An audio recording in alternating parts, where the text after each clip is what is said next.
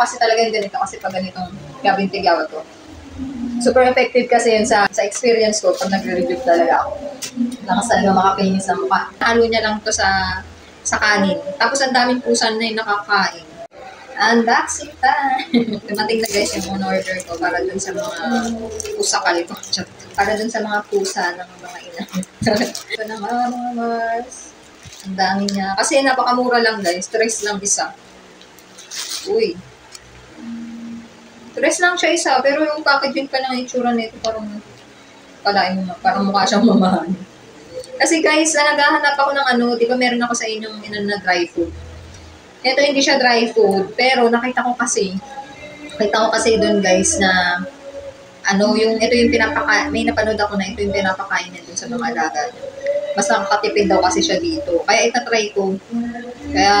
Kasi ang hirap guys, di ba, yung umulubi kasi magpapakain lang ng mga pusa. Kaya naghahanap talaga ako ng mga product, kung ano yung pinaka-okay talaga. Ito, tatry ko to.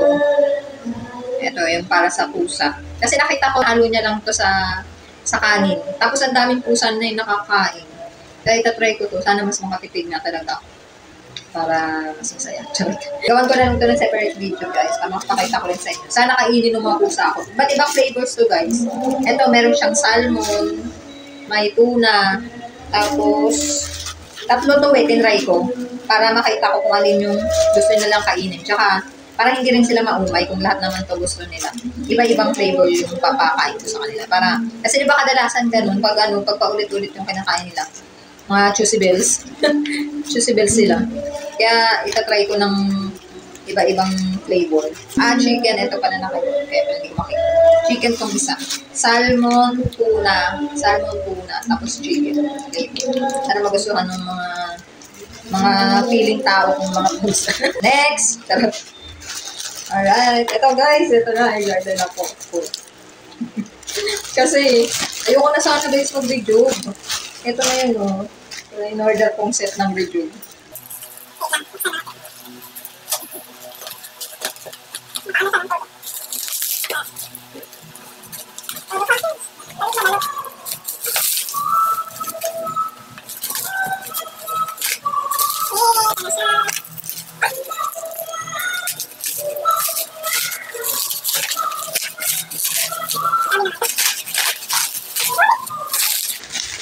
Ito na mga dumating na siya. Grabe kasi tigawat ko guys. Ayoko na sana mag-review kasi dati nakakapag-try talaga ako review. Maganda kasi talaga yung review guys.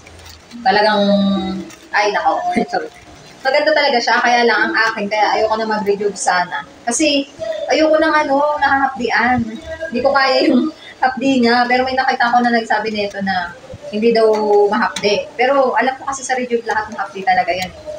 Tatry ko to kung okay siya. Pero hindi naman yun, wala naman akong na kaya ako bumili dahil sinabing hindi mahapdi.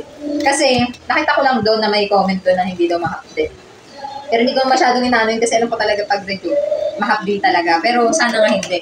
Pero talagang bumili ko nito guys, kahit mahapdi siya o hindi, bibili talaga ako kasi wala akong choice. Kasi kapag yung tigyawa to naglabasan talaga ng todo-todo, wala akong choice kundi mag-review. Kasi alam ko guys, napaka-effective nito pagdating sa mga ganun. Kasi, yun nga, dati nagre-review na talaga ako.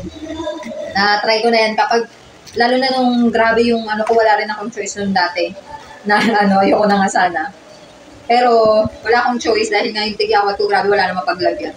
Nag-review ako pero ibang brand yun. Ibang brand yung pinang-review ko. Nung una, naglabasan, parang feeling ko, parang lalong naglalabasan yung tigyawat ko. Kaya lang dahil nga wala akong choice, wala naman akong maisip na ibang pwedeng ilagay sa mukha ko na parang mas effective pa kaysa sa review. Kaya tinuloy ko siya. Pero, nung nilalagay ko siya, parang hindi ko na siya napansin. Hanggang sa, pag nawawala na pala yung tigyawat ko, tapos hanggang kuminis na siya. Pero ibang brand yun guys, yung tinry ko na yun.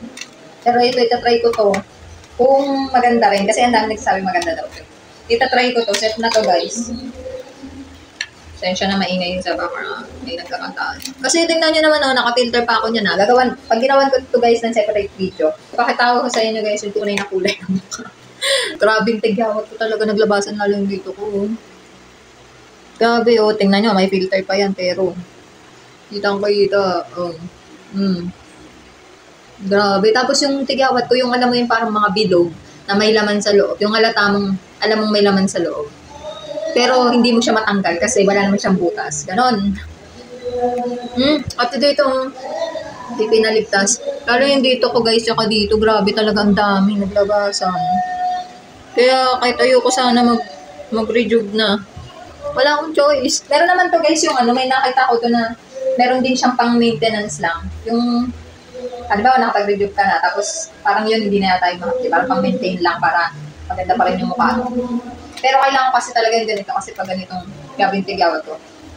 Super effective kasi yun sa experience ko pag nagre-rejuve talaga ako. Lakas talaga makapinis ng mukha. Kaya, ay, nako. Nag-try ko to sana gumana sa akin. Sana hiyang, kasi hiyangan kasi yan guys eh. Sana mahiyang yung pagmumukha ko. Gagawin ko to ng magkaibang video guys. Paliwanag kong mabuti ko. Tapos mapakita ko sa inyo yung ano ko. Sabay-sabay natin subaybayan yung pagmumukha ko kung magbabago ba talaga siya. Yung unang gamit ko nito, bago ako gumamit. Tsaka mga ilang days bago maayos yung pagmumukha ko. Tsaka ako magiging maayos talaga. Mahihiyang ako dito. Yun lang guys. Bye!